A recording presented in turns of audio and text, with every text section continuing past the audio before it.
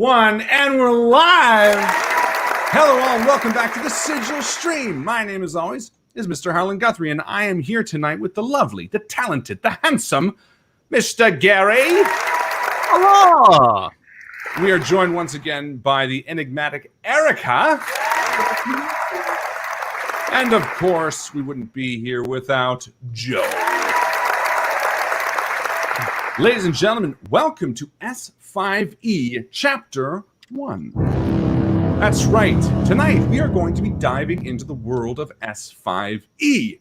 And I am so excited. Sigil has done an amazing job at the Kickstarter. I think last I checked, we are over $20,000. Gracious! So exciting. Mind you, that is Canadian. So that's like $15. Someone update us in the chat. Yeah, the link to the $15, Kickstarter €6. is in the description. It's in the description. Make sure you check it out if you are interested in what it is. If you are interested in what we're doing tonight, it's going to be really exciting. Everything that they've planned, everything that they're doing. I get to make a super villain, so I'm really excited about that. And if you want to see the super villain that I'm going to create, well, you're going to see it right here in this 10-part series. How's everybody doing tonight? Everybody excited? Super good. Yeah. Oh, super good. Getting an early start. I like it. Having our name announced to applause just makes you feel so important. Yeah, I know. That could be your alarm clock. Just wake up. Hello, Gary. Just applause. Can you imagine? Yes, thank you, everybody. I shall now begin my day. I'm having breakfast now. And now we're going back to bed. Eggs. We are actually, so we're at 19,938 US That's amazing. Amazing. Job. And for good reason. S5E is a fantastic role-playing game, and you're going to see that over the next 10 episodes. You might notice we are down a player. Ahmed is meant to be joining us. Unfortunately, he had some technical difficulties, but no problem, because we are going to be straight on into the action without having to worry about any of that. And I'm sure he'll have some heroic entrance at the end of today, so it's all good. Sounds almost like you planned it that Almost way. like I planned. It's almost like I'm some sort of dungeon master. Oh, that's my first question actually about this product. Are you still the dungeon master as a Super S5E GM, or are you named something else? Is there a better? I don't know. Lair master. Layer? Oracle of stuff. There's got to be some. I think it's got to be a superhero term, like The boy oracle. But what's the boy Oracle? The Person in boar. the van. The Boracle? The guy on the what's inside. the name with a super villain category who make really, really overly elaborate traps, like the little puzzle master guys. Mm-hmm. The Watchman. Oh, that's good. Oh. Or just GM, says Ted. GM, yeah. Yeah. Or Master of the Multiverse. I like That's that. good. We're getting some good, Problem good is we can't have any suggestions. copyright, because I don't want to say Sure. Oracle would be good. Do you think that's copywritten? Yeah. I think so. I By like whom? in the way The that entrepreneur of the multiverse, the aspirer of the multiverse, The go-getter of the multiverse? or is the multiverse part we need to get away from? Come on, guys, let's go. Let's do an adventure. Mastermind. Thank you, You John. don't roll that dice. The mastermind. has it. I'm going to Master. All right, Harlan, you're the mastermind of the Master. adventure. I'm so glad someone interpreted my rambling to figure out the actual term. That's appreciated. It worked out really well. Cool. Well, we are going to be streaming for the next 2 hours. So I guess there's no real reason to delay this. We all have a multitude of characters. We're going to be introducing them in a bit of a fun way, but also we're going straight into the action, more or less. So what do you say? Shall we kick this thing off old school or new school? Both. What kind of school? Both schools. Nice. Cool. Well, ladies and gentlemen, without further ado, Chapter 1 of S5E.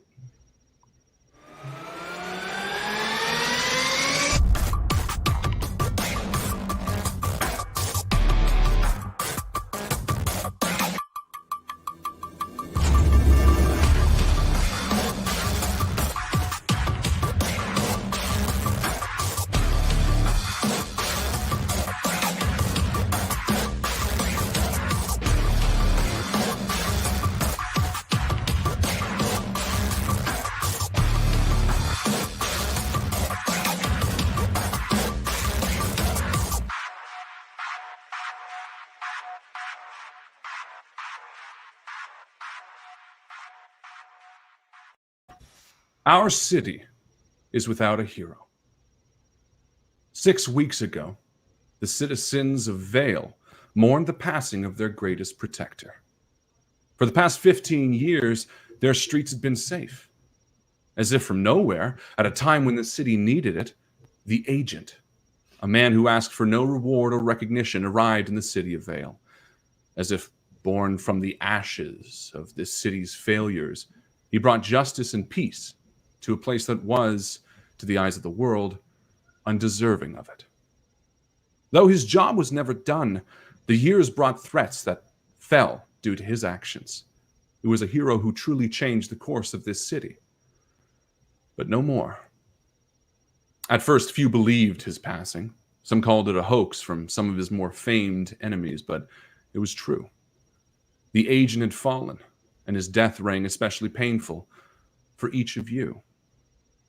Individually, you felt his loss in ways that you were truly surprised of. The agent had fallen for the entire city. It was 2 weeks before his death that he came to each of you individually, unaware of each other's existence at the time. Mona, a horrific accident left you with elemental powers that you're frightened beyond belief of, but your hesitancy in joining his fight was the fear of hurting innocent lives. Connor, your lifelong pursuit of justice caused you to be distracted when the agent needed you most, and though your mind was willing to join his cause, your heart pulled you to a past you cannot escape. Ranjit never wanted to be a hero, and the curious sigil that he found, though it granted him powers beyond what he could have imagined, it didn't obligate him to join the agent's cause. And Hammerchain, you were the only one who truly said yes to helping the agent. He welcomed you into his war, to fight side by side, but it wasn't enough. Fate had other plans. None of you were there when he fell, but each of you felt responsible in some small way. As weeks went on, as the city stopped mourning, things grew dark. Perhaps you felt someone else might take up the mantle. Maybe you thought it wasn't your place, but in the vacuum left by the agent's death, evil took hold.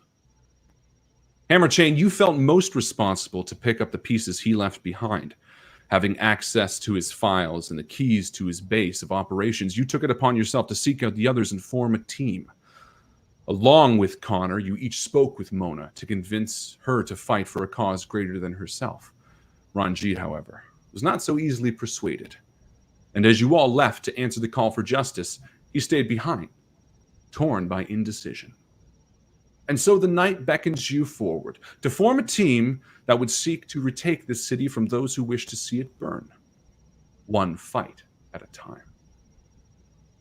Thunder growls across the city as you each arrive on the once-green lawns of the abandoned movie studio Acevedo Pictures, a defunct relic from a long time ago that sits largely unused, or so you thought. The stinging red and blue lights of police cars fight against the growing darkness as evening sets in. The cars sit far back from the building, and as you approach, you see the facade of the old studio has paint on it, a large red form of a bird. At first, the officers are surprised to see someone other than the agent arrive, but soon the parting crowd of police guide you towards a faded white caravan with no visible markings, only a set of metal steps to a door that suddenly opens, revealing a tall, firm-looking, dark-skinned woman. "You came," she says flatly, looking specifically to Connor. She steps back and gestures for you to enter. Yeah, we'll go in. I'll go in. Yeah, she, again, as you pass Connor, she sort of gives you a nod. You actually recognize this woman. This is Carmen French. Yeah, she's the police chief of Vale.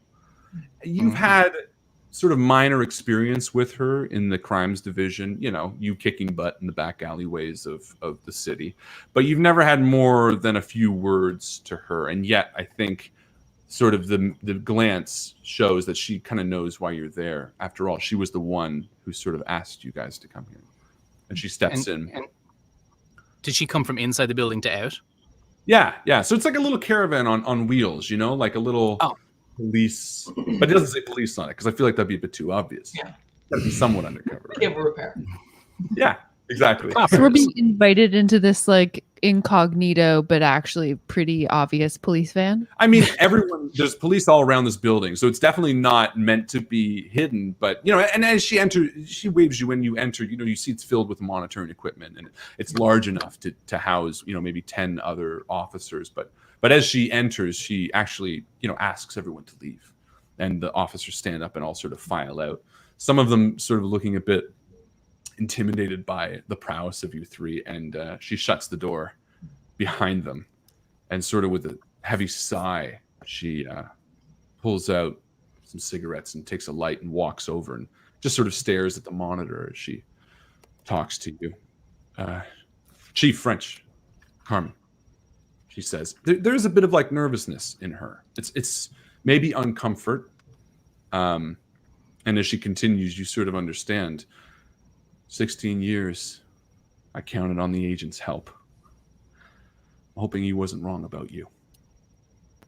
And she walks to the corner and turns towards the three of you. Now, when she's saying that, is she saying that to one of us in particular, or is she kind of vaguely addressing the air? She seems to be vaguely addressing the air. Okay. You know that the agent came to you at one time or another to ask you for your help, and you all sort of, had various reasons to accept with varying degrees.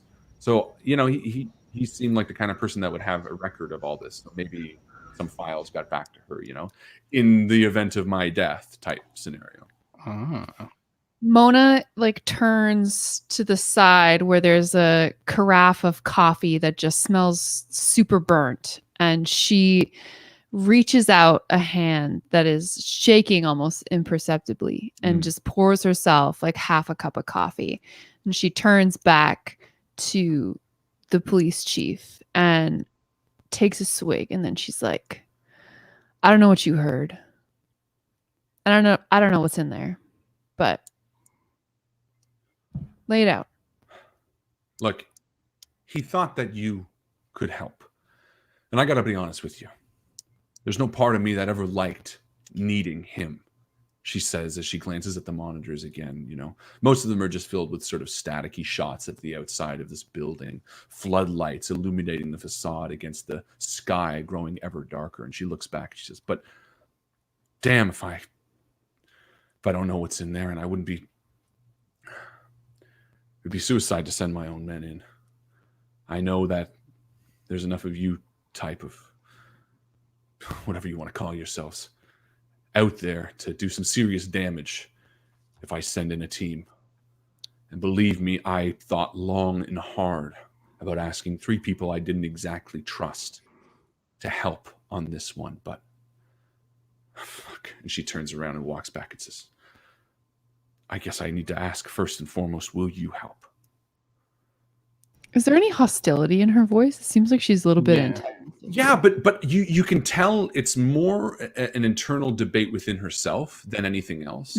She doesn't seem to be frustrated at you, more over the situation of a world where she doesn't have the ability to enter into a premise without having electricity shot at her. It's almost a begrudging respect to an extent. And as you can tell, she might have had to deal with a lot of flack from maybe higher ups saying, don't bring in these 3, but she also recognizes the risk to her own people. And sure, as she rounds a desk in the corner and sits behind it. But we're dealing with somebody who has had one hero in this city for 16 years. She's only ever dealt with this one specific hero and only really knows how heroes work from this one unique specific hero. So we've got that kind of writing against us, I think. Absolutely. And not only that, there have been more villains than heroes in this city. So the very idea of trusting 3 super powered people is scary to her. And as she snubs her cigarette, she looks up and continuing her thought just says, please. Did she tell us what she was calling us in for, or she just said, we need help, you need to be the ones to help us? Exactly, just that. All right. Connor will look at her. Oh, sorry. Connor will look at her and say, what do you need? You trusted the agent, I presume. And that led you to us. So I am in. And she takes that as enough because, Connor, you're the one she's sort of seen around the police station. She walks over to one of the monitors and clicks it, and it reveals the facade of the building with the red painting in the shape of a bird. And she sort of points at it before lighting another cigarette and says, "We got a call from someone who saw the painting and the picture. I guess 4 members of the mayor's office have gone missing. It's been 10 days since they'd last been seen. We'd scoured the city. We couldn't find a trace until that call led us here." And again, that the image on the building is this sort of red painted bird. It's it looks to be sort of dripping red paint. You can't tell if it's spray paint or what, but it's large and it covers the entire facade. And she says, "The painting piqued our interest, but the picture on the lawn solidified that this was something serious." And she flicks the monitor again to give sort of a top-down view, and you see the studio from above. Angular shape, the sort of square building. You know, you see even the police cars as they are lighting up the lawn, and down projected from somewhere up on high, you see a picture of the agent. But it's sort of taken at a point, you know, there's some blood on his face, and she quickly changes and says, "It was taken right before his death. As far as we can tell, everything that we could validate from that picture is that it is authentic. And, well, whoever took that picture was there at the time he passed." Do you think these people who are holding the mayor's aides hostage are responsible for the agent's death? I don't know. And as much as I'd like to say that's the top priority, it's not. It is the hostages. We have no definite proof that they're in there, but an educated guess would see to it them being the most likely cause of this. And she walks around the desk and throws a folder over to you, falls open, and you see that same red painted symbol on the wall of a building, sort of inside a nice office.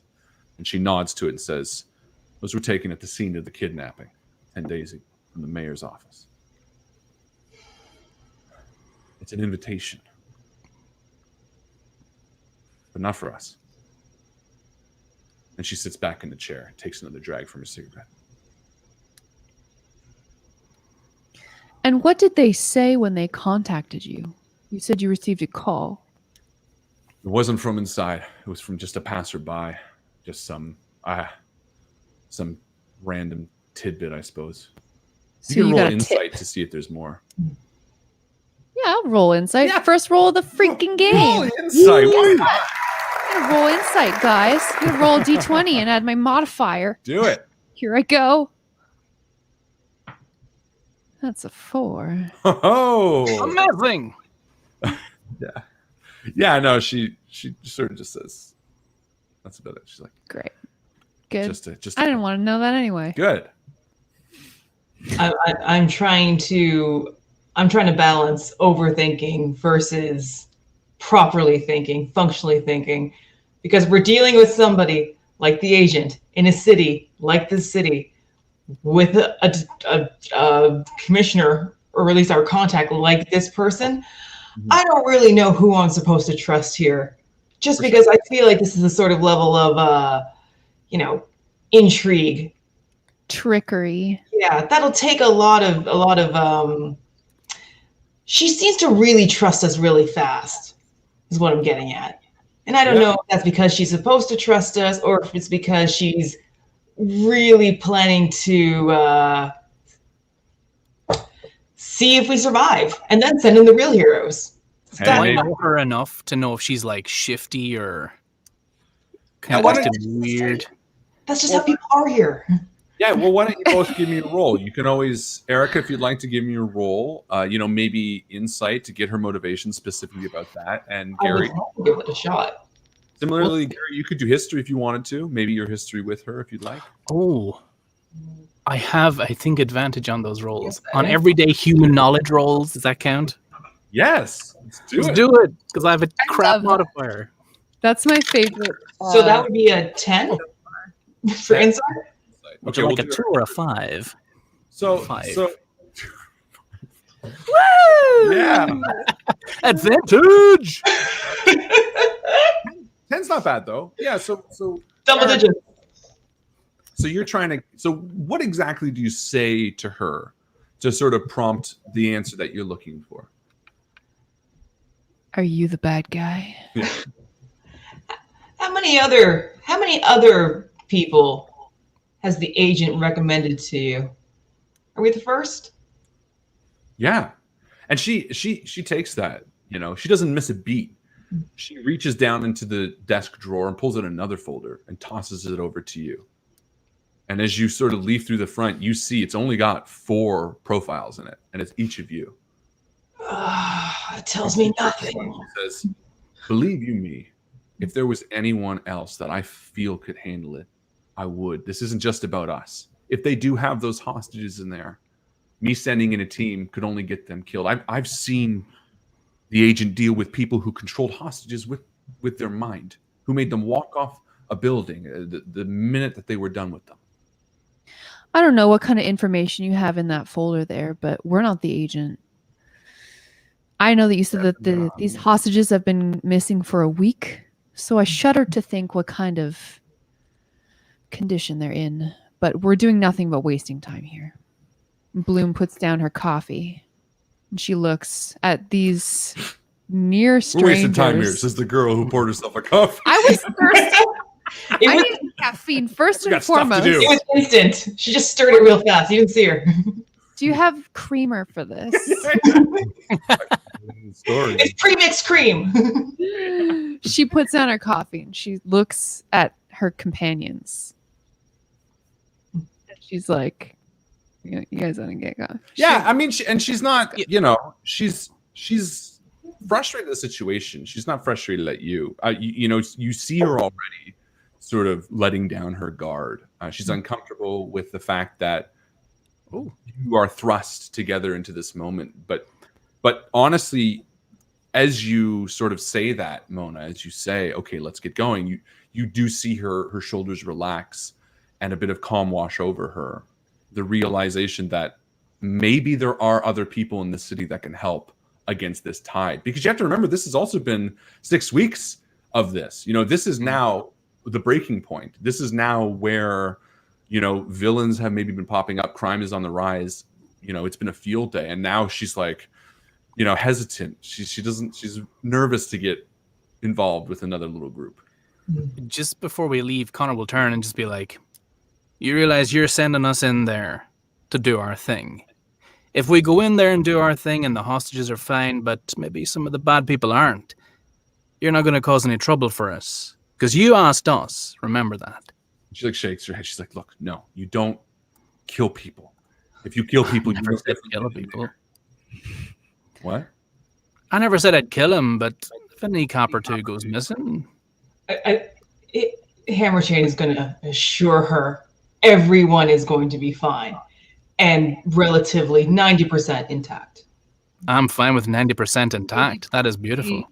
Yeah, and she's sort of like, nah, she's like, look, we can take out unconscious bodies, but I don't want them piled up in the morgue. That's all, okay? I trust you as much as you trust you, which frankly was a lot. I gotta ask though, where is your friend, Ranjit? He's she sort not of pulls coming. out one of the last profiles. He's a work in progress. He's preparing to take this on. Sometimes we need a little bit more time to prepare. All right. I mean, of course. It's not fucking coming, man. Anything? I'm not here. It's irresponsible to go out when you're not prepared. So we do what we can to get ready. Speaking of getting ready, don't we have hostages to save? Let's do it. We put our hands in the middle. Yeah. And we go. Leave a team name. She wants to, but she's like hesitant. She's like waiting. We didn't discuss prep before this what we're gonna say. It's just gonna go team. Go All team. 3 or after 3? Just jump, slow motion. Perfect. Good. Yeah, and then you all exit the back, I suppose. Again, you're out now. It's almost dark. Rain starting to pepper your shoulders as you leave, and you have sort of a lonely walk up towards the building that sits at the top of this fading green lawn. And for a moment, it's just the three of you for a second. Sure hope you guys know what you're getting yourselves into.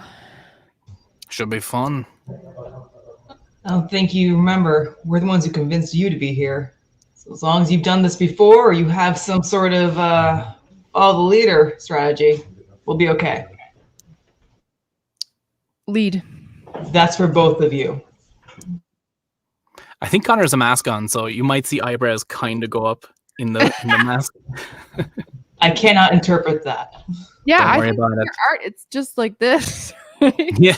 That's all we got to He's go just on. a faceless. Your eyes are beautiful, though. I'm a very verbal guy.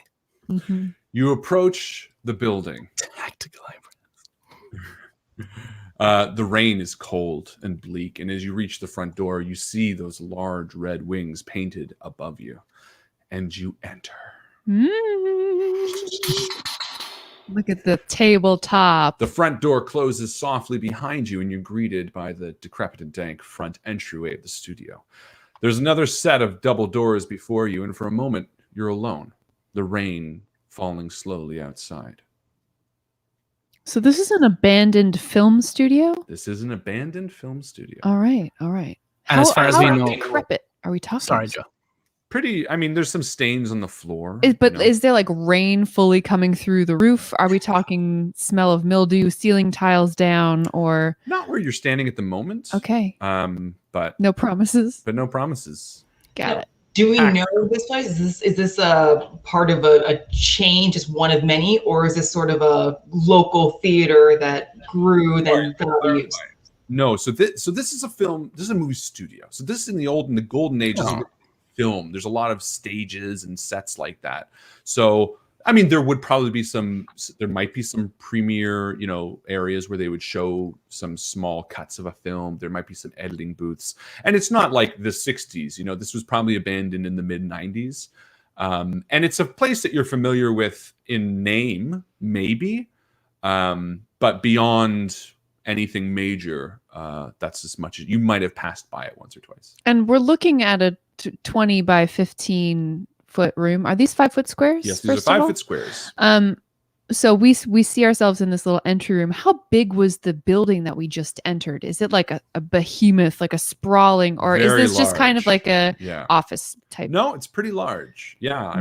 Multiple floors? You would guess that it's at least 2 floors, maybe 3. Difficult to tell.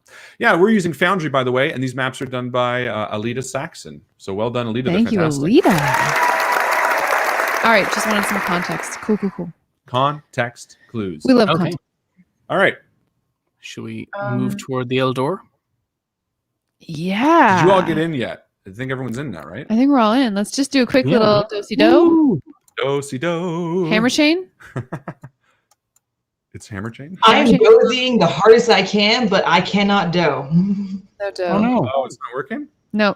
Hammer chain does not have control of her mini. Do any of us really have control over I minis? certainly do. Yeah, that's a Look deep at you. question. Oh yeah, there you go. I was just about to enjoy the philosophical implications, and then no, just me. Nope, just you. Interesting. We'll yeah, make it no, work. I did give you access. I'm not sure why. Would anyone like to go in first, or look at the door first, or You know what? Well, I want to use an ability, guys. ooh. Really excited about this ability, and Good. get freaking used to it because I'm going to be spamming the hell out of this ability. It is one of my at-will powers. Welcome to the game Sense Device. Nice. Ooh, nice. Yes. As an action, I stop and listen, attuning to the silent hum of electronic devices in my vicinity. So, Bloom moves into the room cautiously and stands next to the door. And she extends her hands to either side. And she kind of closes her eyes and she just projects her awareness of electricity out in a 30-foot range all around her. I think that's a radius. So I get to know the rough location and size of any non-super powered electrical devices within my range. Yeah. As you do that, you realize that there is proud of myself right now. electricity attached to this door, and you know that if you had touched it, it would have zapped you. Really? Yeah. So first off, well done. Congratulations. I don't want to get zapped. Yeah. So yeah, you do learn that this bad boy is trapped. Okay. I mean, they wanted to make sure no non-supers were coming in. For sure. Well, then I'm going to I turn to my companions with a sneaky half smile and I say, no, no, no, no, no. That's what Bloom does. I have a second at-will power called Command Substance. I exert my will over the electricity in this door and cause it to dispel itself. Yeah. I remove the instance of this element. Amazing. Yeah. Does that work? As you do that, it sort of crackles with fire, and you see this little like in front of you, and it just sort of pops and hisses. But as you do, you actually hear the door behind you shut and lock. Sorry, deadbolt guys. that sort of drags its way across the outside door. But the door in front of you does click open, and the electricity subsides. That's all right. That's normal for this kind of thing. We're okay. Yeah. You're all good. So we're sure the electricity is gone? I mean, I am. You might not. I will attempt to open the door. Erica, can you still not control your character? I still cannot now. I'm supervising from the corner. On Twitch says right click on her and assign a character. It did. Link actor friend. We'll figure it out. Don't worry. Game's paused. That's what it is. Ooh. Oh, it's the game. Your game is paused? Maybe that's why. Try now.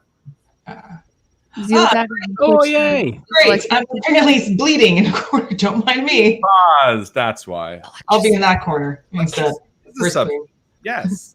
Thank you. Is that new blood? You know what? We're not going to question that. Yeah, is that old blood? That was from Erica. So that's Oh, no. Don't pay attention. No. I was standing in that corner for a reason, guys. That's all right. I'm fine now. I'm here. Okay. So, Camera Chain, you see as Bloom opens this door, and then the deadbolt slides, and then I guess Gary, is Connor gonna? Yeah, I'll open the door. Do it. Do it. Oh, Do wait. it. And enter. All right.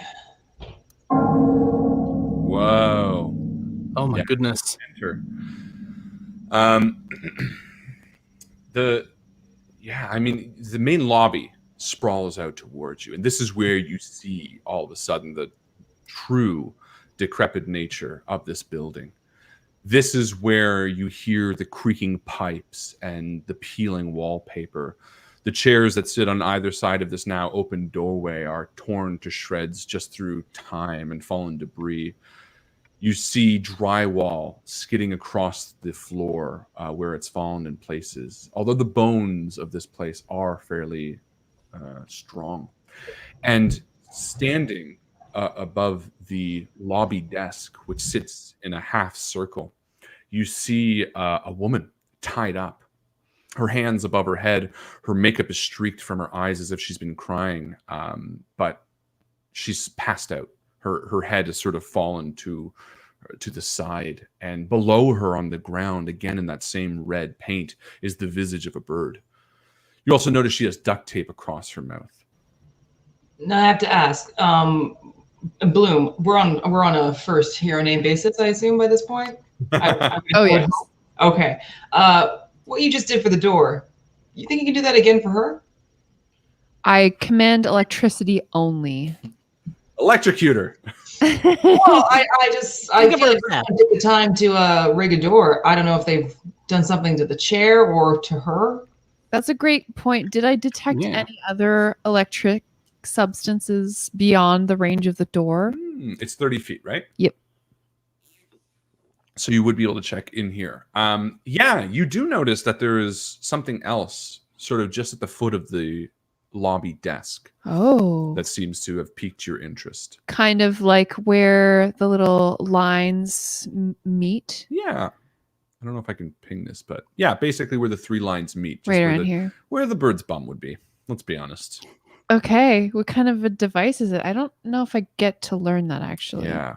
So you know the rough there's location something- and size. Yeah, you know it's relatively small, maybe the size of a few double D batteries, maybe 2 or 3 in a row.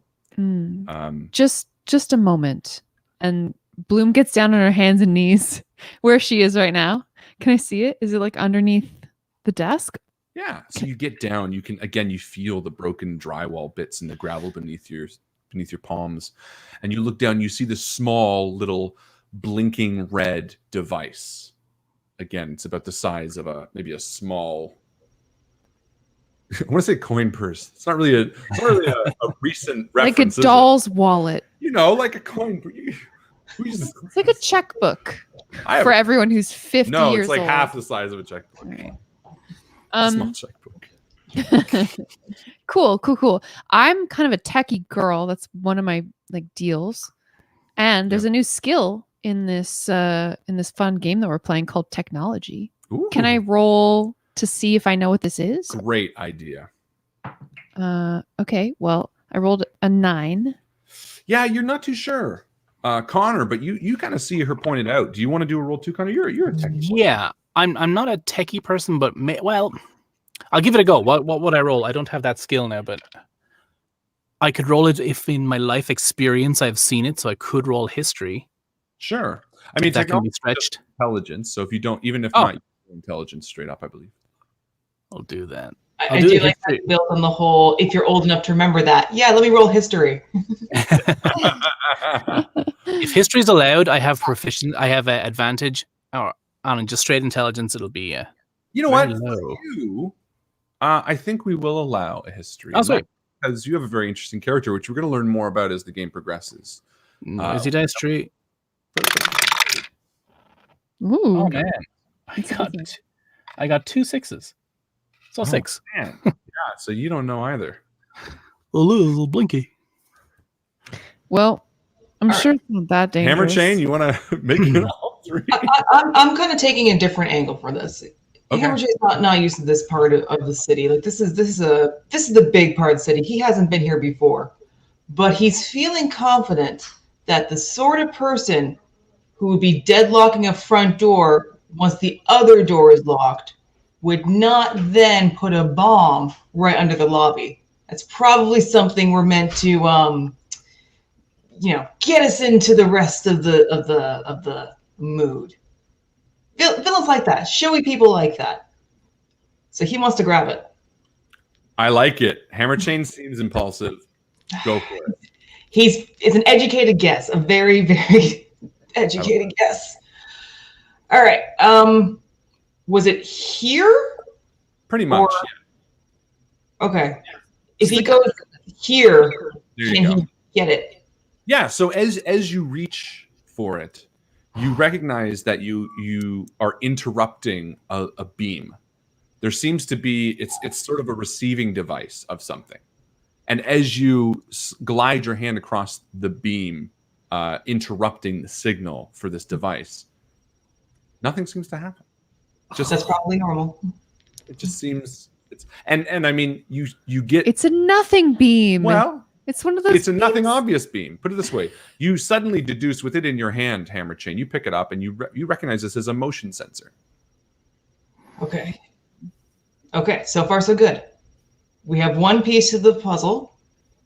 Now we just have to find the rest of the pieces and then the puzzle. And as you look up, you recognize all of a sudden that the hostage before you is violently shaking. Okay. There is a good chance this was a good thing that I moved the motion sensor, or we should try to leave. Can't leave. Okay, then let's She looks like she's being electrocuted. Great. Put it down. Put it down. Can he return it back to where it was, or put his hand back? Can I interrupt the electrocution? Yes. That's one of the things I can do. Can you actually? Yeah. Okay, go for I it. can cause this substance to. Okay, so here's the full text of my cantrip. Yeah. I exert my will over one instance of your elemental manifestation. For me, that's electricity. Okay. That you can see within the range, so 30-foot range. Yeah. That is no larger than a 5-foot cube. I presume bodies. Yeah. You may exert your will to mentally command it to do one of the following. Among the list is you remove the instance of the substance, extinguishing fires, melting ice, evaporating acids or water, dispelling light or shadow, crumbling stone, or canceling an electrical charge. I would call that an absolute doable. Okay, Yes. great. So I stop this woman from being electrocuted to death. How does it look? Like, what does it look like when you command this? We've seen it already, but now I want to know. Like, this is a bit more distressing, especially for Bloom, who was really hesitant to start because of the danger that she could cause. It's kind of fascinating, actually, and from her outfit, like you see, she's got bare legs going on, but her arms are covered, and you can see the skin on her face and her hands. It almost looks like a sea creature camouflaging itself, like the pigment in her skin kind of ripples. She's got these scars on the left side of her face and on her left leg that become just hyper pigmented for a second. It almost seems like she absorbs the electricity into her as her skin kind of ripples and changes color. That's fantastic. And you reach your hand out and with like sort of a reverse charge, you draw the energy from it. And I want to give you inspiration for that. First off, I think that description was awesome. That was, I mean, intelligent moves aside, because honestly, with games like this, it's always a gamble. Like 100% hammer chain, that could have been the right move. No blame whatsoever. But the description that you gave for that, I thought was really gorgeous. So well done. So you can use that. And instantly you see as this charge is drawn from this essential attack, the woman sort of, breathes easy for a second and, through wide eyes looks up towards the three of you, scared at first, I think, and then realizing what's transpired, sort of calming down. Connor will take the duct tape off her mouth. Yeah, you let her down. I mean, you take her hands off. She's sort of chained to the wall, and you let her down. And with a breath, thank you. She looks between the three of you. I didn't know who would come after the agent passed. I didn't know who, if anyone would try. Are you okay? You could see a genuine excitement, in her eyes for these three heroes that stand before her. Again, the city has been so lucky to have someone as powerful for so long that when he died, no one was really sure who else would step up. So and we recognize her from like the brief. She's definitely someone we're here to get. She's not like a criminal in disguise. You didn't ask for any of the information, but don't care. Don't give so Mayorly Aidsley. Yeah, she's like, she does. Yeah, she's wearing sort of she's wearing like sensible business casual. Yeah, she's wearing beveled. It looks a bit odd sized on her, and she looks up towards you and says, sized? "Why? Like, it's been, I don't know. She's just been electrocuted. Things are gonna. She's wearing her body's size. Taylor. Try it out. And she looks up towards you, Connor. I suppose you're sort of the closest. My name is Melinda Kent. They didn't say what they wanted from us, just that they had plans for the mayor. How many of them were there? Sort of stand, and she can't put pressure on her legs. She sort of, I don't know. There were three that tied me up, but there were more. I saw at least, I don't know, 5 or 6 maybe. Bloom goes over and sort of lends her strength to this woman as she's struggling to stand. Yeah. And she's got a bit of the taken abackness is past, and you can tell she's got a bit of fire behind her. She sort of sits up and she's like, "These bastards, I can't swear, but she would be swearing." Is this a swear-free podcast? It's PG-13, which means you get one F word, and I think I already said it. Okay. It was under my breath though, so that one doesn't count. That's freebie. If she's still bound up, I suppose we could just cut her free. What? Oh, yeah, you cut her free. Okay. And she thanks you. You cut her, and she thanks you, and sort of breathes a little easier. Who did these paintings? I don't know. They kept us in a small room while they were going about whatever they were doing. They've been in this place, I think, for a long time. And looking around, yeah, you see that the paint is fresh, but the well-trodden paths of this entryway seem reminiscent of that of a place well used. Doesn't seem like this is something that was just recently occupied. And as the three of you are well familiar with the city, you recognize that a place like this could go unattended for a long time. Vale is nothing if not a city that has its dark and shady corners. But to be clear, this is paint. Yes. Okay. PG-13. Yeah, that's I'm just double checking. I also think it would be such a waste of blood. I mean, blood is so useful. If you're gonna kill somebody, at least, I feel like drink the blood at least. At least donate it. Or if the vampire drink it. Like to me, I'd be like, I'm gonna kill you, but first get it. Let's hook it up. Let's drain all their blood and donate it. It can help. Heart attack. We don't waste anything here. He woke up in a really awkward corner, so I just wasn't sure about the rest of the. No, totally. It was not a bad question. Villainy. I like it. Perfect. Is she actually okay right now? I know Mona thankfully helped her. Is she okay? You can ask her. I mean, she seems to be breathing heavily, but she seems okay. Yeah. All right. But I also remember that the detective we were speaking to said that these people were gone for a week. Yeah. Does she look like she's been away for a week? Like, are we seeing? Like, she definitely looks like she's, been. She needs a shower. Yeah. She needs. Well, don't we all? Yeah. No, but she definitely looks like she's been, not starved, but you know what I mean. She's been fed, but not buffet style, basically. I guess. Let's say, yeah.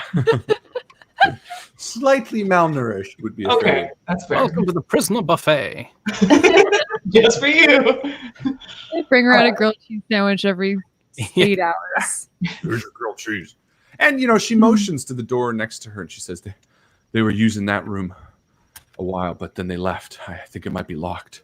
The one behind me, and she sort of motioned one against the back wall. Yeah, because I see some arrows, right? There are 2 red arrows pointing to the east and west doors, and then there's a door to the rear of this desk. Correct. That has no arrow. So that's the door, right? That's the one we want to go to. Yeah. Listen, I just tried to use some whimsy application. This is not a city of whimsy. So maybe, as a recommendation, we go against my instincts and pick one of the arrows. You think we should I'd kind of like to see what's. I feel like we should play the game. We could do. My first concern is, where are we going to put this mayor's aide to keep her safe? Maybe in this front entryway? Yeah, that looks like a decent front, as close to the front door as possible, because that one wasn't rigged when we came in, other than the deadlock that's shut behind us. Maybe it's safer just keep her there, ready to leave if we can get out that way.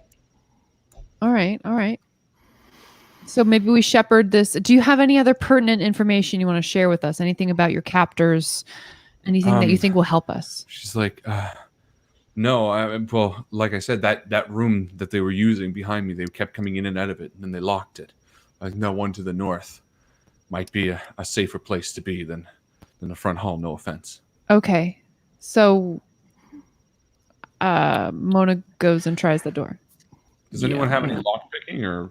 I think I might. I can see. I have thieves' tools.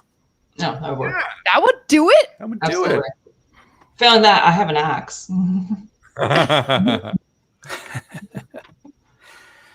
Shall I give it a go? Give it the old college try. Colin, roll anything? Colin try, yeah. Colin? Gary? Connor. I'm Gary. Connor. Well, that's what I was gonna say. He's not Colin, so I wasn't sure. Or Connor. So damn it! There was our PG-13 already. No, I wasted it again. Please. Your own petard. Okay. Do I have to roll anything, or do I just get to have at it? You have thieves' tool. You just win. You just say you do it, and you did it. Okay. Connor will kneel down. He'll look through the keyhole, kind of like making the whole process a bit longer, maybe than it needs to be, just to be like, I've got some expertise here. Don't even worry about it. He'll put his little key thing in, You can probably hear it click before he stops, like well before he stops. Yeah, it's a difficult one, right? And then he will grab the handle and try to open it. So what'd you roll? I didn't roll anything. Oh no. He rolled plot. You had to roll. Yeah, and then no, I you still have to lied. roll. I rolled a 13. Yeah, that's not bad. I mean, it's definitely not a difficult lock. You know, it's not. If I can add dex to it, it's a 16. Yeah, so thieves' tools, if you're proficient in them, typically there'd be a proficiency in thieves' tools, specifically like a +++. But either way, 13 does do it, and you hear the door. Sweet. Axe is just a bigger lockpick. True.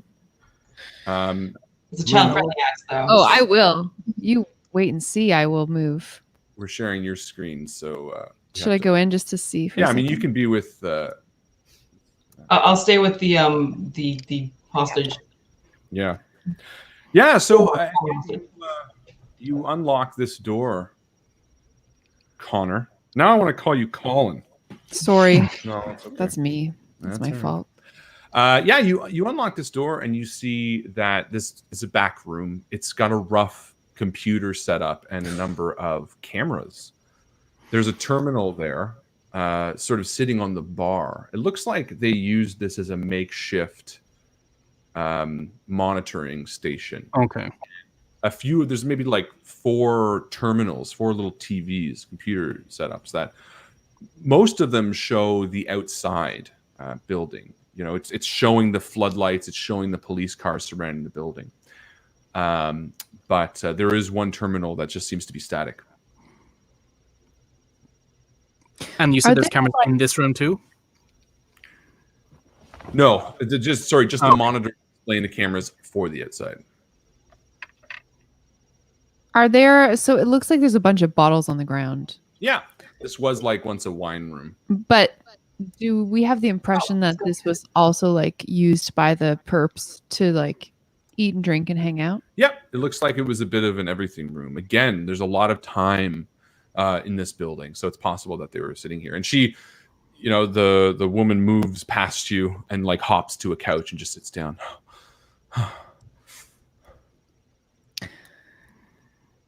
All right. Well, you'll be safe here for the time being, at least. She sort of looks around nervously and she's like, yeah, I guess.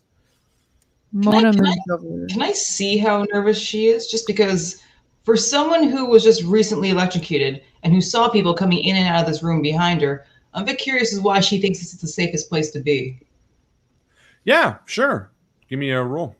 All right, let's see if I can do this. What would that be? Insight? Yeah, probably insight. Okay.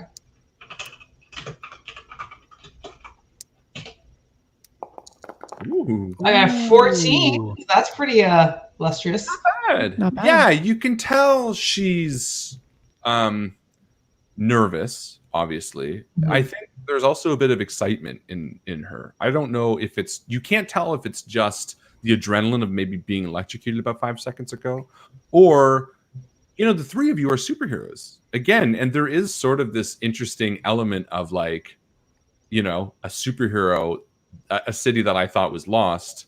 You know, well, I mean, it also makes sense if you're lost for 10 days and then superheroes rescue you. There's probably excitement of like, oh shit, maybe I'm gonna live. Like, there's an element that I'm gonna get out of here. You know what? He's not gonna tell anyone about suspicions. Not enough to be actually concerned, but he's gonna note that this seems a little bit different from what he was expecting from a city like this and the people who live in a city like this. Just a little optimistic. Cool. I have a feature I would like to try to use, but may not be applicable. Yay! do so. It's called You Know a Guy. So basically, because Connor hasn't always been in the good graces of the law, Yeah. and as it maybe has been considered a criminal, so during his time as a beater downer of bad people, he's mingled with bad people too. And the You Know a Guy feature is like, in the underworld, I'm quite likely to know somebody, and does the bird painting trigger anything in my head as somebody's MO? Great question. Yes, it does. Absolutely. And this is something that you could have spoken to the captain about too, because Okay. she wanted some I was information, just but too impatient. it's okay. I We have love The feature. like Listen, enthusiasm. I'm excited. I want it to. Yeah, you recognize this. There's been a recent rumblings in the underworld of someone coming up by the name of Corvid. And you don't know much about them other than that they use this symbol and that they have a pretty heavy following within the underground. I'll tell everyone that. Yeah. Look, I've just got one more question before we, if we are considering moving off.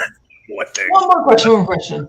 About this room, you said it was a makeshift monitor room, like there were still computers and stuff? Yeah. For safety's sake, can I smash those, please? Absolutely. All right. So I want to, just in case. But Just in before case you it's smash, No, in too late. direction. before you He smash smashes. them, Yeah.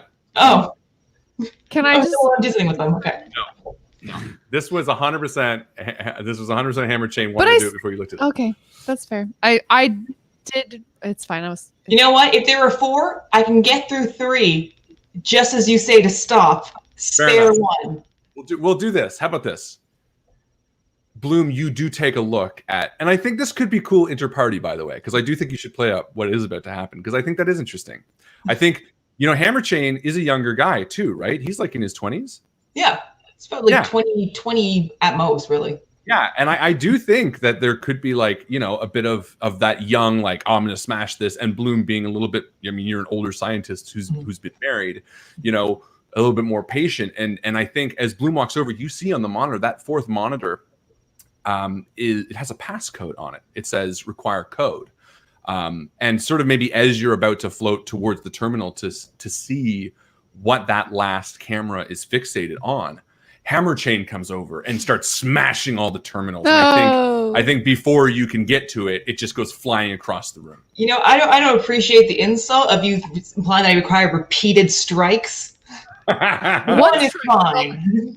Sorry. And in one fell swoop, all the monitors just like cut in half and immediately just.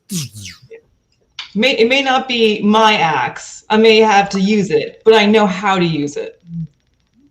And how does Mona feel about that? She's pissed. Yeah. Bloom turns and she's like, "What?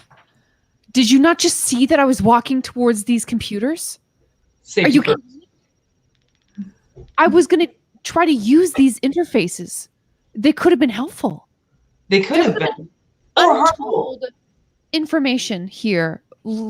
This could have been the access to any number of electrically controlled doors. Do you see what you've done? Yes, but we have you. And now they don't have monitors. This can't be the only station that they've been using to monitor the situation. And Connor, you see this unfolding between your two new. What do you weigh in? What does Connor feel? You're muted though. He's so silent. The mask. So quiet. He's thinking. Sorry. He's Connor will just say- murmuring to himself. No. Girls, don't fight. Did anyone see anything on the monitors before they were smashed? There was an entry for a passcode. That's all I saw. All right, well, we're not likely to get it. Maybe. I don't know. I kind of like to get moving, though, Yeah. if that's all right with everybody. He's gonna apologize. He's gonna apologize because that's a rookie mistake. That was enthusiasm catching up to him. So, Bloom, the least I can do is promise to find you another one. It's But fine. to stress, we're not gonna leave anybody alone in a room full of monitors that are working. Oh, so you make it clear to Bloom that you suspect our hostages maybe more than they appear to be.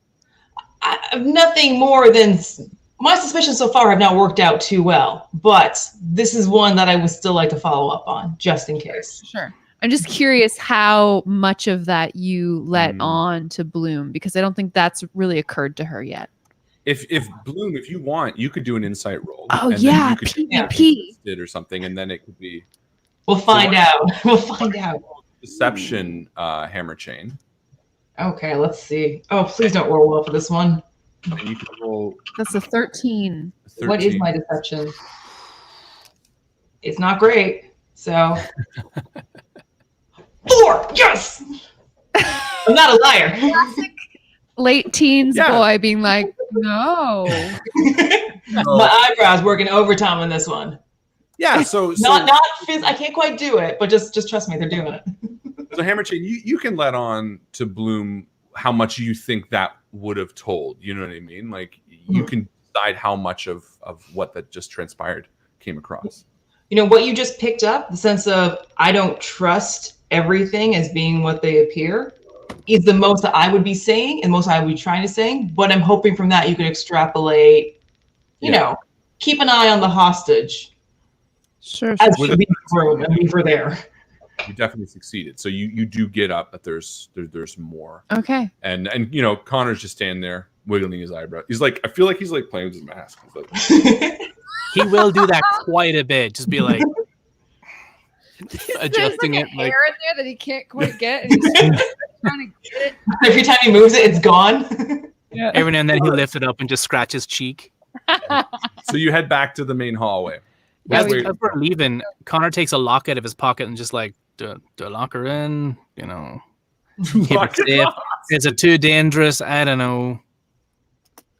Just want to get some opinions on this because my instinct is to lock her in, but then if she can't get out, then it's my fault, and I just don't want to You could deal with that Ask hassle. If her. there's- He'll just knock on the door. Can I lock you in? She's like, whatever you think is best. If she's You know a what? bad guy, she has a key, right? And also, Connor, she's already locked in. The front door's locked. So, Maybe you should ask her to empty her pockets. Just walk okay, up to he's not that suspicious. All right, lady. You've been through a lot, Woke but we up got after some being shit for you, all right? electrocuted, He still and feels then- really bad that he kind of set her on electricity for a little while. You know what's really suspicious? How you got electrocuted. No, okay, we'll leave her. Maybe that's just for Tuesday. I throw her a granola bar and then we get going. Sweet.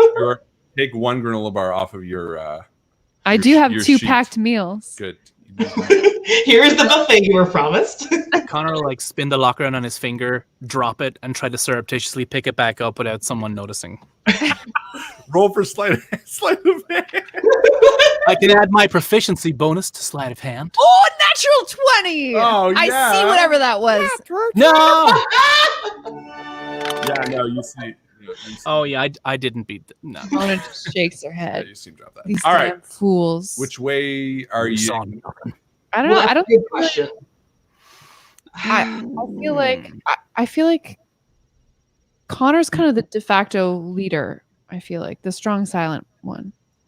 I will ask Bloom then. Do you sense any electricity on either of them doors?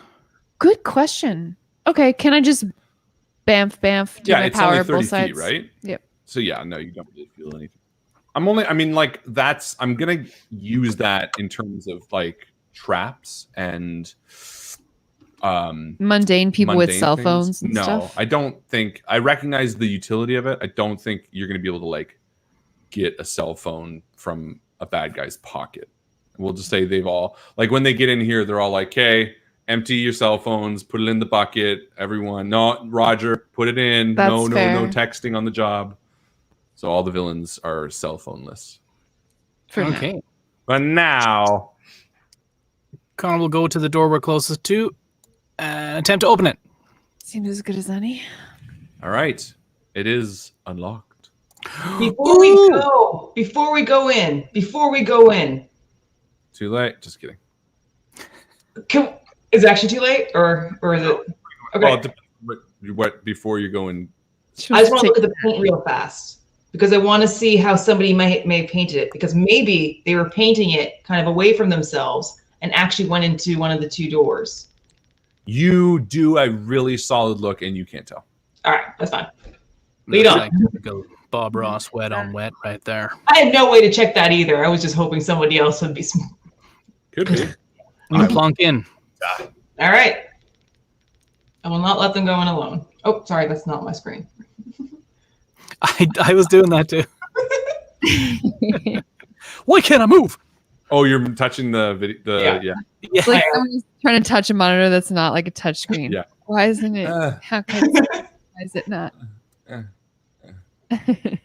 So these little doors, We're in a hallway, yes? did they all look the same? You have exposition for us?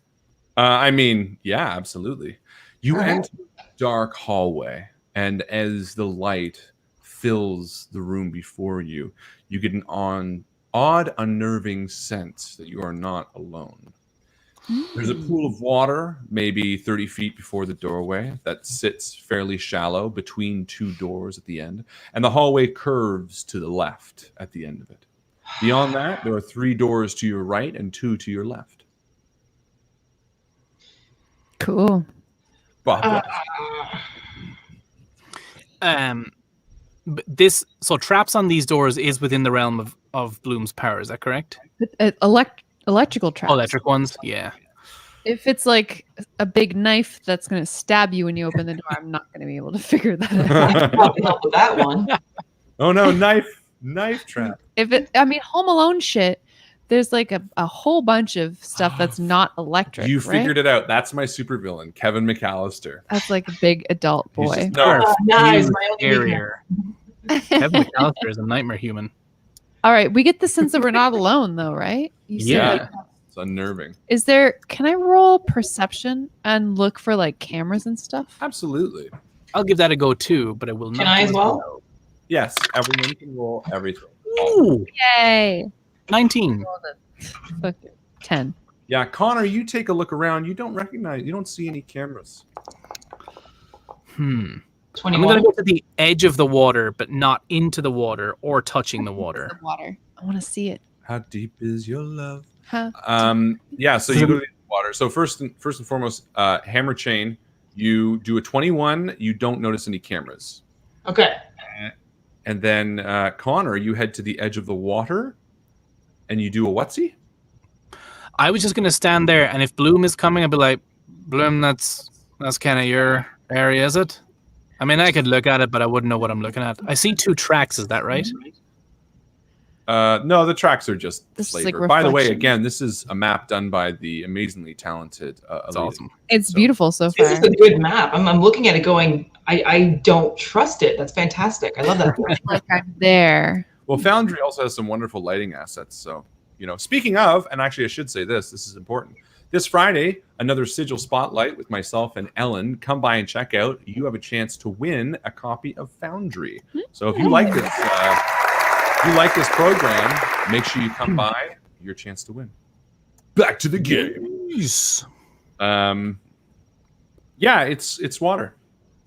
Cool. Okay. How deep is it? Is it like It's like 2 inches. inch? It's All right. pretty. It looks like it's leaking out of the northern ooh? door. So if we were a 4-year-old boy, we'd be just entranced and excited about jumping right I think in if you were there. a 4-year-old boy, you'd be turning to the others saying, "Hey, did you know you can jump in that pool?" Did you And know that you can jump in puddles? and you and should it's jump in. really as deep fun. as you want. It's coming out of the northern door. It looks like it. Yeah, Cool. it's a relatively stagnant puddle as well. Got it. Okay, it's not like actively filling, like in a concerning way. And these No. doors, do any of them have signs above them? Any indication of what they might lead to? Anything like Western set here, bathrooms, any Or sign- differentiation at all? Is there like a star on one of them that says like Yes, it's, you're a lead star, this Margot. is Jeff Goldblum's room or Jeff whatever? Goldblum. He's Never still there for some reason. Ted, it is Friday at 1 p.m. Eastern. Just to answer your question. And no, the doors to the south seem mundane. They seem to be offices. Okay. The door to the north has a name on it that you don't recognize. It says C. Herman, the one just directly north of you, Bloom. And the one with the water leaking out of it does seem to be a bathroom. I mean, we could just try these doors if they seem like offices. We could also I just want- go around the corner. I want to see Yeah. if there's down the hall before we start opening doors. I mean, Cool. I don't mind walking in some water. I'll get my feet wet.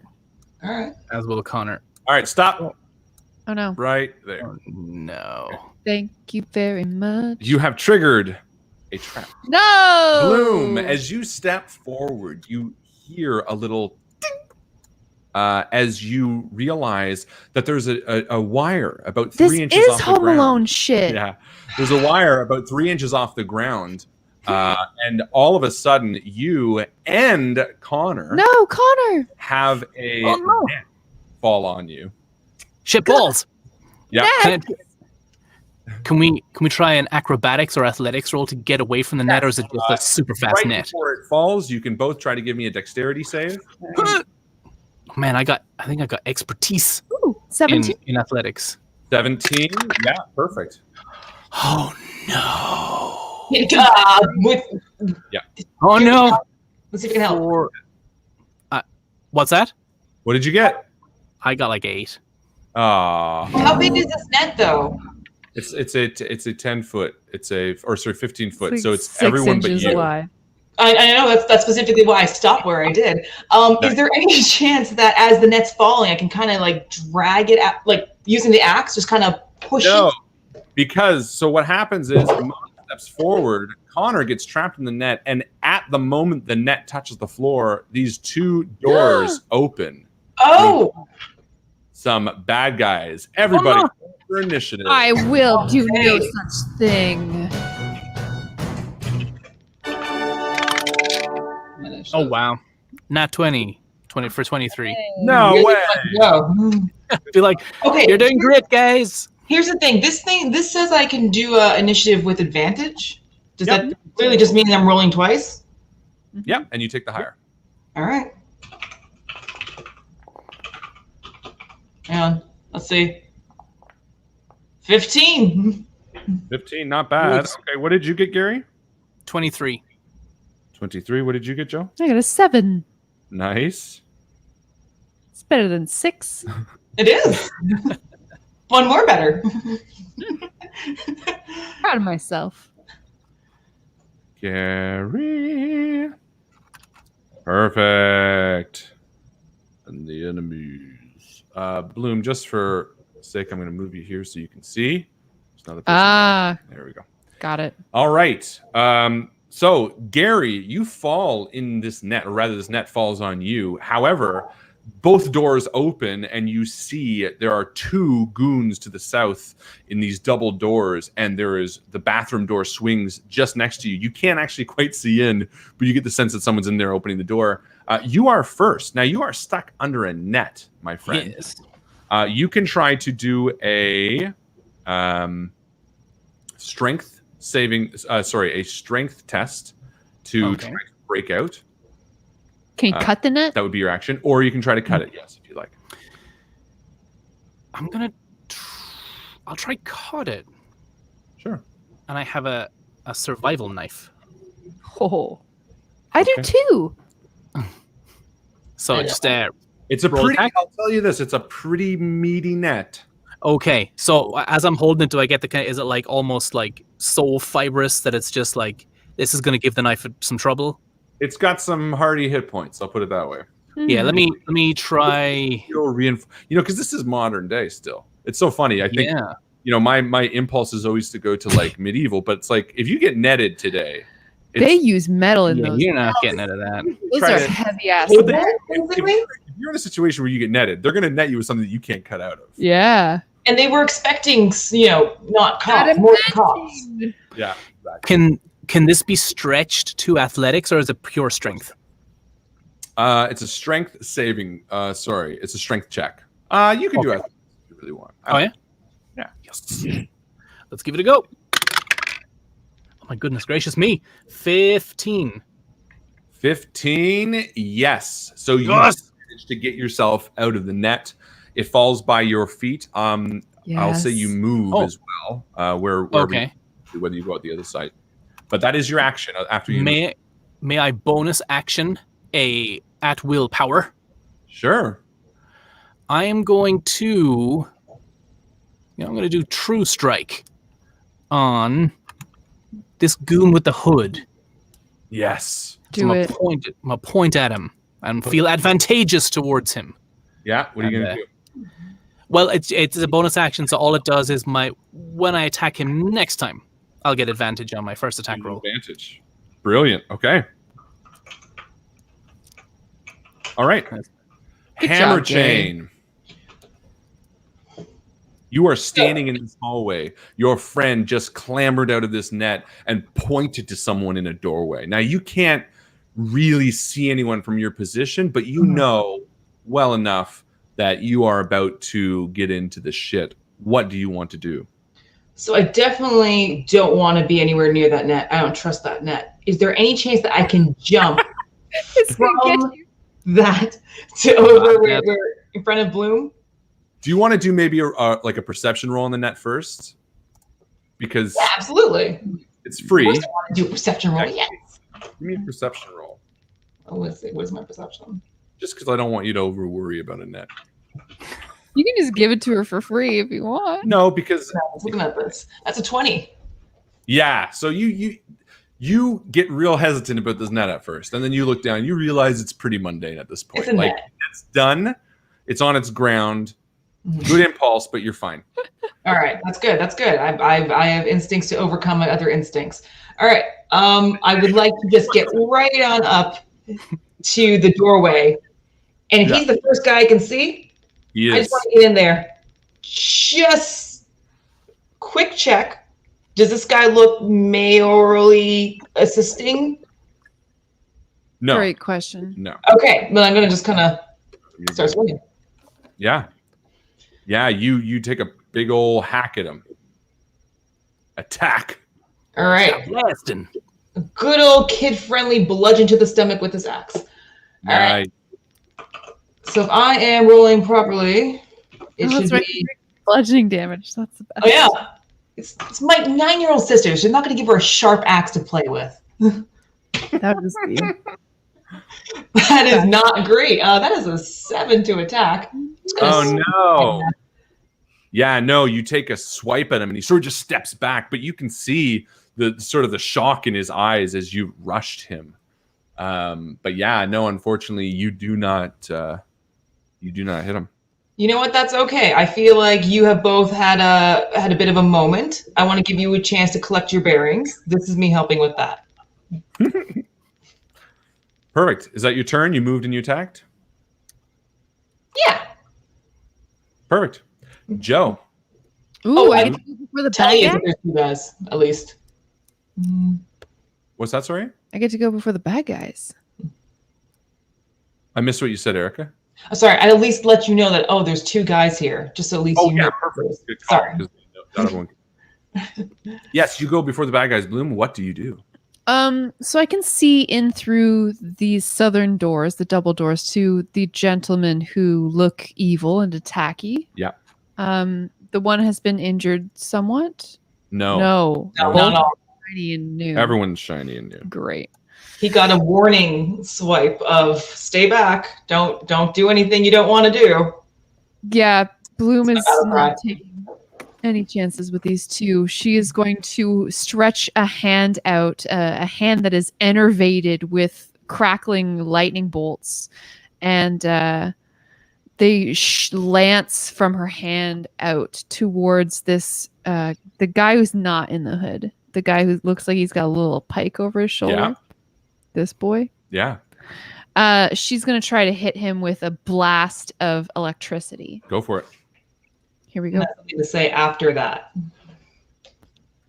Okay, this is 16 to hit. Yeah, you hit. And I'm going to deal, I believe, 2d10 damage, 2d8 electricity damage. Cool. I like a d8. I think Who a doesn't d8 love a is my D8? favorite dice. I go for a date. Ooh. I mean, D8. That's 11 damage. 11 damage. Mhm. Yeah, you wallop him good. So quick Takes that thought. hit all to his midsection and sort of like staggers back a little bit. Ugh. And he looks angry at you. Is that everything you can do? I'm going to just shuffle back a little bit. Shuffle, shuffle, shuffle? Yep. Perfect. Okay, so that guy who just hit you is going to go. He's going to go 5, 10, 15, 20, 25, 30. Great. He walks right up to you, and he is going to attack with his blade. And he's going to do 2 melee attacks. All Does right. a 13 hit you? Yep. Okay, and a 9. No. So that is going to be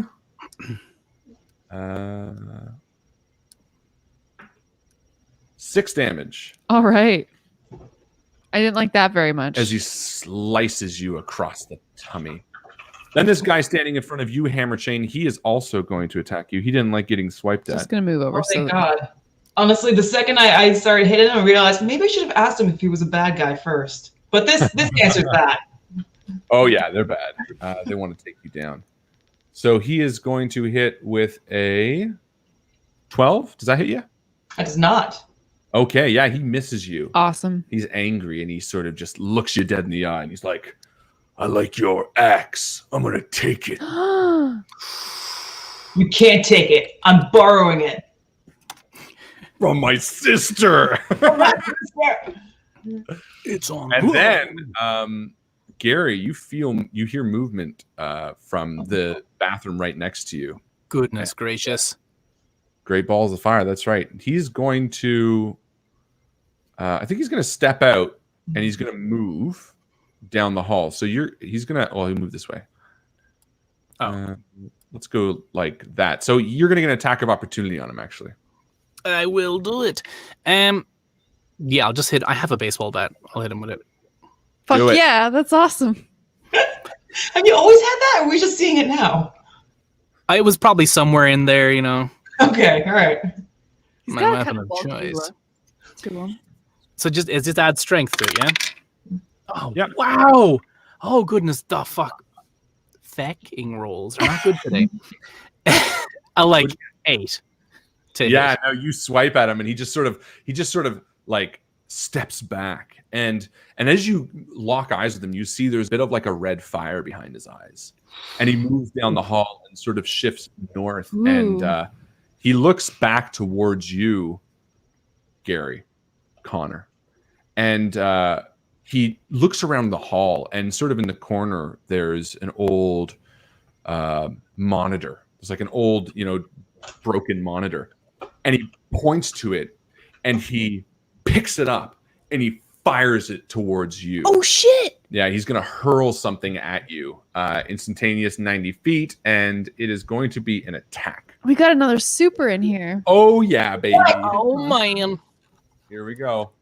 Who's it going towards? You. Me. 15 to hit? 15 does not hit. Oh.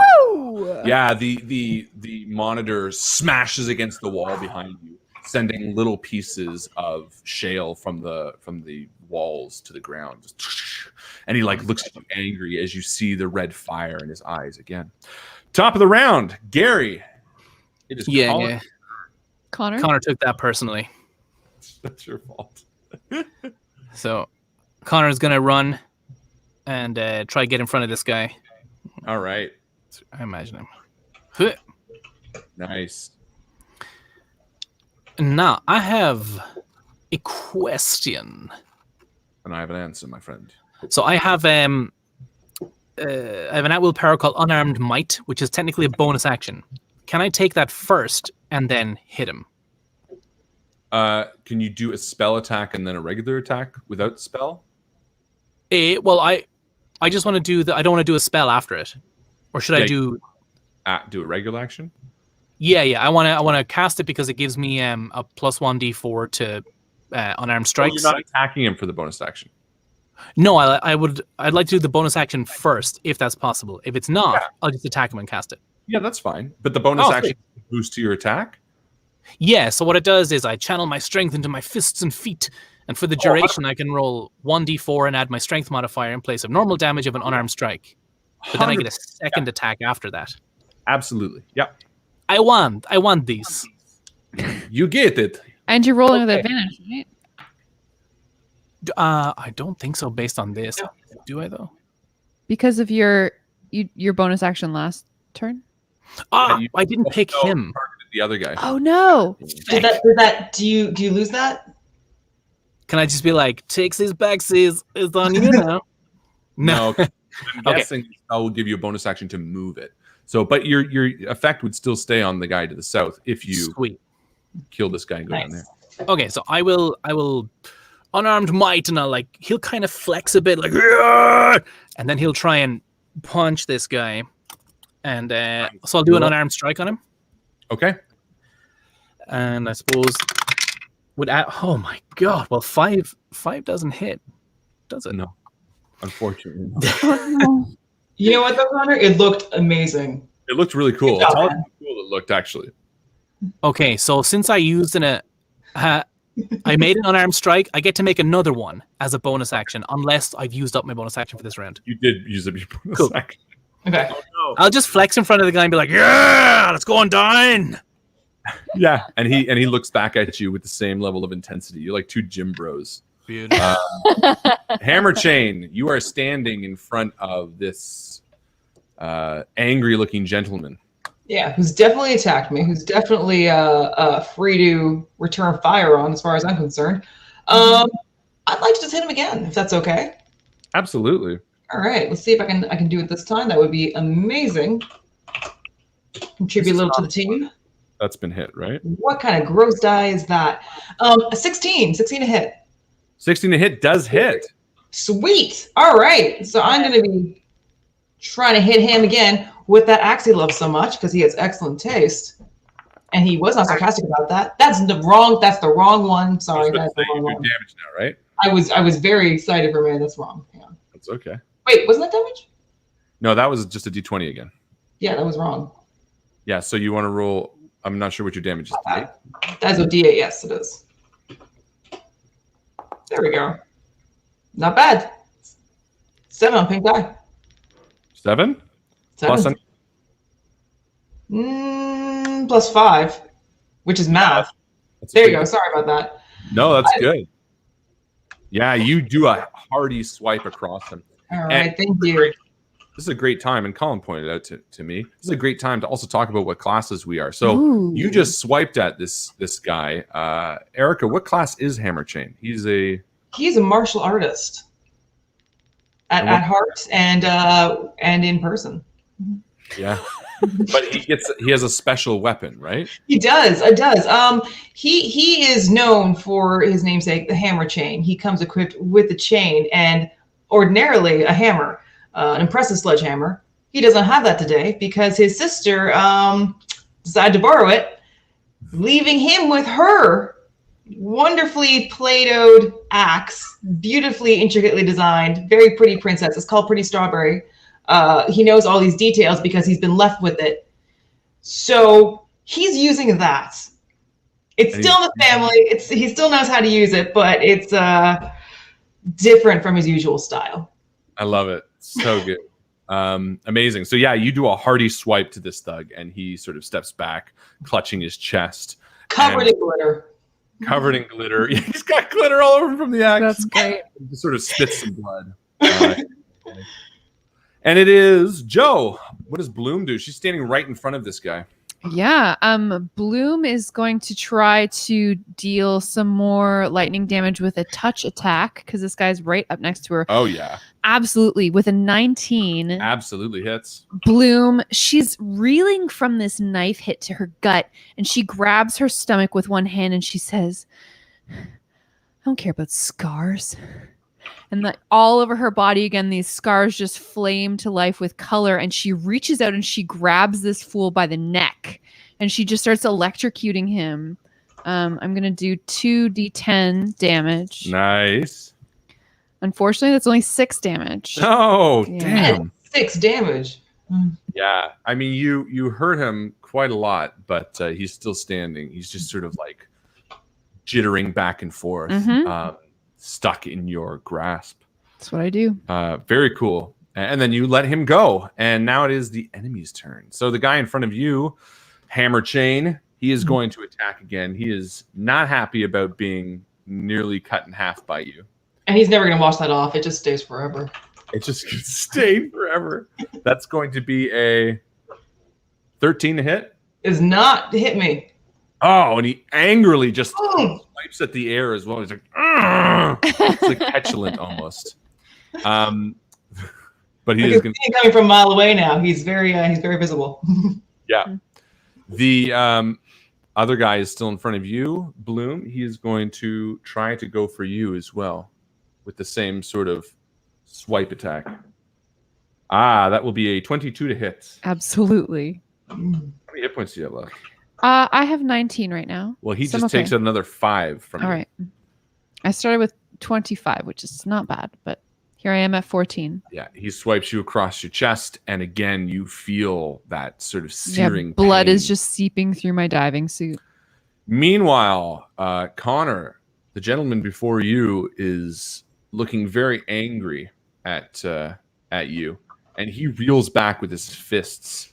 His fists begin to glow with power, and he is going to do a very heavy strike, a martial strike.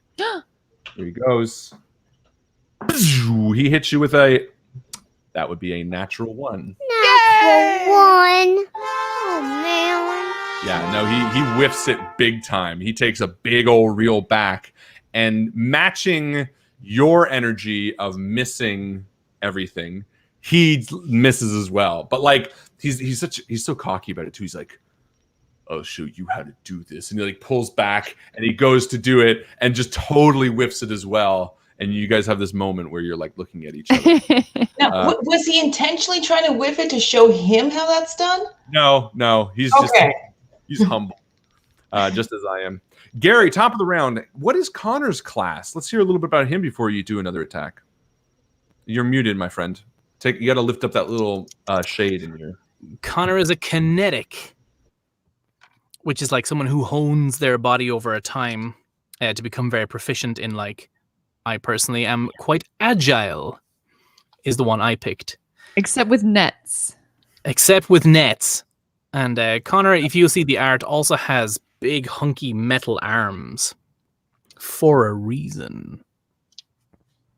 We can probably go into that later, or do you want to do that now? Let's do it. Tell me now. He's kind of he's a little bit on the robotic side. He may have modified himself over the course of his life to become stronger, better, faster. Can I give Connor my inspiration? I really want to see this connect. Absolutely. Great use. Well, okay, then. So with advantage on this attack. Sweet. Thank you very much. Connor is going to look at that guy and be like, I kind of know what you were on about there. That was pretty good, but this is going to be better, and I am going to martial strike him. Nice.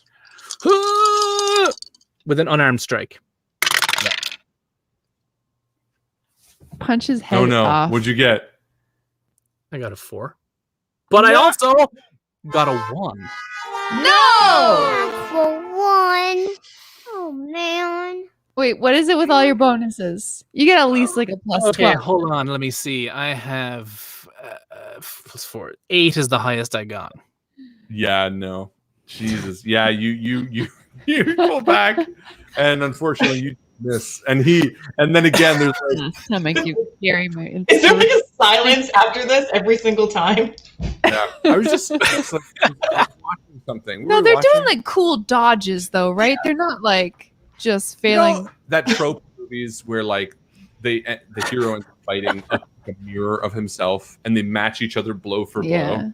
That's kind of what's happening here. Like Gary and Colin and this guy are like fighting and they're just hitting each other blow for blow and they're like, huh? And they're both like catching each other's punches and stuff. All right, cool. Hammer chain. Yeah. Speaking of mirror blow for blow, there's 3 of them, right?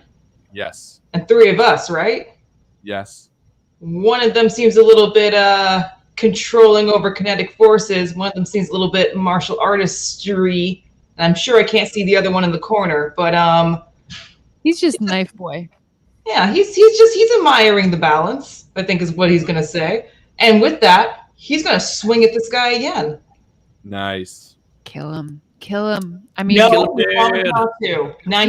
lethal damage. Yeah, 90% non-lethal damage. You don't want. It's like us saying the F word. We can get away with it. You get one. Oh, that detective's gonna hate us. Let's see. Ooh. Oh my goodness. That's 20. Oh. 20. Erica. I am going to thank my sister for this and maybe never give her this back. Yeah. With that said, let's see what happens. You get to roll all your damage dice twice. Everything. Okay. Twice. So roll it once and just multiply it by 2? No, you get to roll again. Okay. So that first one was 5 plus 5, which is 10, and then you get 3 plus 5, which is 8. So you do 18 damage. You only add your modifiers once. Oh, sorry, you're only at yeah. So 13. 13. 10 plus. That is fantastic for something that is usually just damaging you visually. Yeah. What does it look like when you kill this guy? Embarrassing. What does it look like when you non-lethally damage this guy? It is every bit the arc and swing of something that is going to cut through somebody else, matched with that soft little gentle edge of Nerf foam right on the end of it, just to keep it from actually going through. And then again, the explosion of glitter plus a nice soft sweet scent of strawberry. It smells like chapstick, really. There probably is chapstick on there. So good. Yeah. And he almost can't believe it as he steps back and he's like looks down and then just falls over unconscious. Excellent job. 1 down. I will remove. We can't let her know that worked. We'll just go right to her head. Excellent. So then we got Bloom. And Bloom, what class are you?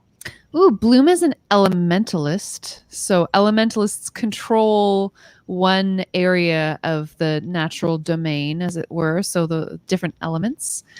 So I am an electricity manifestation of elementalist, and I also have some interesting physical abilities based on my skills as a marine biologist. However, those aren't coming into play right now. Right now, Or aren't mostly, they? I just want to zap this guy to near death. Sorry, before you say that, I do want to, I forgot, I would like to give Erica inspiration as well for that awesome description. That was absolutely wonderful. Okay, go ahead, Bloom. Yeah, so Bloom again she grabs his hands where he's holding the knife. Like she basically just tries to disarm him. Yeah. And doing that, she's going to try to shock him again with her elemental strike. All right. Ooh, that might not hit. A 14? A 14 does hit. Yeah. Excellent. Doing how much damage? Okay, I'm going to do another 2d10. Minimum. 2 damage. 2 damage? Yep. Oh, no. Yep. Yeah, no, he's still standing. He can't believe you keep holding his hand, but he's very lonely, so he's into it. More glitter. It's going to be dangerous for me, you guys. No, never. But it is his turn, so he pulls his hand away, and he is going to, he's going to double down on his switchblade. He's going to do a little fancy thing in his hand. He's going to attack you with a So douchey. 8. All right. I dodge out of the way. Yeah. He's like, "Arr!" And then this other kinetic fighter, he is very upset that neither of you have Ineffectual blows. And he is going to, he's going to double down because he's excited at the prospect of landing the first blow, frankly. So he's like, he breathes deeply, draws in a breath, and he fires at you with You his guys are like second martial strike. bounding off the hallway, like off the walls, and like jump punching and stuff. Actually, We that probably look impressive, but we're not doing anything. It's like, Everyone's in awe. You two are enraged. like in the Matrix when like Neo and That's Morpheus what I was are thinking, fighting. right? Blow for blow. And they're Does like, a 15 hit you? It does not. Ah, damn. Yeah, so he's just pissed off. And then I think, he's just, he couldn't move, but why, right? He's got his target. He only wants to do this now. Now, you know what? He's going to use his action switch. ooh. He's going to use his action switch Ooh. and double down, and he like breathes deeply, and he's like, "You are going down," and he's going to attack you again with a, 19 to hit. Okay, so yeah, that hits, but when you roll damage, let me know. Okay, I'm rolling damage now. You mean before I'm I going to reveal? do my sudden swerve reaction which adds +5 to my AC, which makes it 21, I believe. Oh, If this changes a hit into a miss, I like teleport to an unoccupied 5-foot square. So if that takes effect, I will describe how I do that. That's Yes, it does. fucking awesome. And it does take I'm so happy. I'm so I love happy. that. So finally, he's like coming in. It's like coming right in, real smooth. And just as it's about to hit you, move out of the way. Tell us how. So Connor sees the fist coming, and then he just almost steps to the side, looks at it, looks at him, and then just like does a graceful cartwheel to here. Does it have to be like adjacent to where you are standing? It's just Maybe. unoccupied. Let me see. One I can see, yeah. Yeah. So we're like, Okay. huh. We're gonna have a talk about tactics later, about superhero tactics. Yeah. But I don't think in game it would make sense for me to talk to you about that Amazing. right now. Yeah, and he is just so blown away. He looks over to you, and it's your turn, Connor. So like you move to the side of him. He's confused. He spins on his heels to see you, and you are right there. Okay. Connor will hold up his hand and just point at the guy's head. And all of a sudden, you see this like light start to appear on his forehead and start glowing. So I cast Hunter's Mark on him. Yeah. Nice. And I'm going to try and hit him with an unarmed strike as a bonus action. Okay. That was such a cool. Oh! Do I add strength modifier? That's 20 if it's... Oh, no, sorry, 19. Hey, that hits. Nice. So you do your damage plus your Hunter's Mark damage, which I believe is 1d6. It says if I do a weapon attack, it doesn't say unarmed. We'll count it. Yay! Okay. Yeah, Right. that's- Okay. Flip, flop. I have some stuff because the... Hold on, let me see Flip, what I have. flip, flop, the damage. Flip, Don't... flop. So I add 1d4 plus strength modifier because of the unarmed might. And I add 1d6 because of the Hunter's Mark. That's And I think it's just like 1 plus strength modifier damage, isn't it?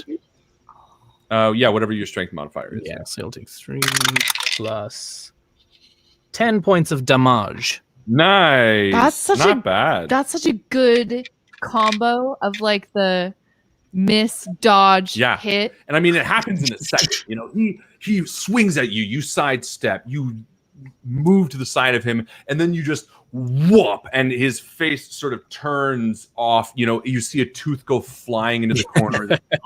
He can be the one we kill. You just give the what? He could be the one we kill. You got, hey, you guys choose as a team. We You get only get to one. pick one. We said very clearly 90%. I don't know if he knows this, but that would be 66%. I can't do that. Hammer Chain, it's your turn. I'm kind of so impressed with what's happening in that corner that I don't know if I should be interrupting. So Bloom, Yeah. how are you doing over on your side right now? Heads up. You see Bloom is holding her own right now, but she's taking some serious damage. Like there are 2 knife wounds staining the front of her dive suit. So she could use a little bit of help. I don't want you dealing with that on your own if you're in that kind of situation. Okay. Let's back him into a corner. Let's tag team. Absolutely. This is teamwork. And I might have destroyed your monitor, but I will at least help you destroy this guy as well. Hell yeah. So I will be in front of this gentleman, and I would like to swing some glitter at him by hitting him with my sister's axe. Do it. Do it. That's not great. It's 13. 13. It does hit. Oh, wow. Hey! Nice. Okay, I would like to then finish that off, give it a shot, see what we can do to handle the situation, and take the pressure off the team. Yeah. That is 12. 12 embarrassing Nice. points of glittery bludgeoning damage. Yeah. How do you knock him out? I kind of feel like I as I'm coming out into the hallway, I'm just leading with the axe and swinging down to the side the second I get around that corner. So it's coming out of nowhere. I'm intervening just by cutting into this little hand-holding dance they're doing and getting him right in the gut. and that's enough to take him out, just doubled over, bringing all the hard work Bloom put in and just tipping over the edge, I assume. I mean, they also never said that you can't dismember. So, like maybe he's got his hand against the wall. No. Again, she's 9. Don't give her things that are sharp. Oh, that's right. I feel like when it hits, it does like a squeaky sound. Like a dog toy. Yeah. Squeak. Like a kid's Squeak. toy. Amazing. That's the coating as I smash it into his stomach. Yeah, Mona gives you a look like an approving nod. And he's gone. Appreciate that. Good job, guys. All right. It is your turn, Bloom. Ooh, okay. Bloom. See, I thought I was gonna have to deal with this guy, but I guess I'm going to. Yeah, I'm gonna do my ranged attack, my elemental blast. Yeah. So I blast him. Oh, natural 20. Oh, Yay! Nice. 420. I love that little boy. All right, I'm gonna roll 4d8 and try to just Oh, he did. totally zap this guy into oblivion. 20 damage. 20 Oh. damage? You had the worst day. No, he is barely standing. Zippity zippity But zap. you do a hearty zap attack to this guy. He like staggers a little bit as you see his like skeleton for a second. Classic. That's my favorite. And you deal a serious blow to him, but he is still standing. And it is his turn. In fact, he's barely standing.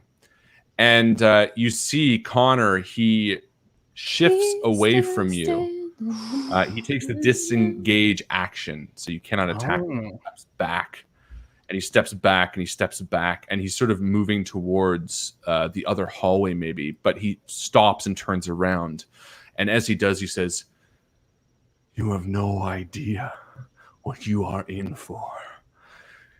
You will die along with that son of a..." And as he goes to speak, you see this heavy metal surge just whoomp into the back of his head. And for a second, he stands there, mouth agape. And then he falls to his knees. And he falls down. And as you look behind him, standing in the doorway, you see your friend, Ranjit. And he says something awesome that Ranjit will say at the start of next game. Ladies and gentlemen, thank you so much for being here tonight. This has been S5E Chapter 1. We have so much more to go in this amazing little adventure. If you are interested in this game, make sure you back it on Kickstarter. The link is in the description. Thank you so much to Erica, Joe, and Gary for playing tonight. We are going to be back here next week, 7 o'clock on the dot, playing another fantastic adventure, finishing or continuing right where we are with our fourth player. Or fifth player, I should say. And if you like this video, please make sure you like it. Sigil Spotlight is this Friday at 1 p.m. And again, thank you so much to Sigil for putting this on. And if you are interested in this product or anything they do, make sure you go check it out. And that is it from us.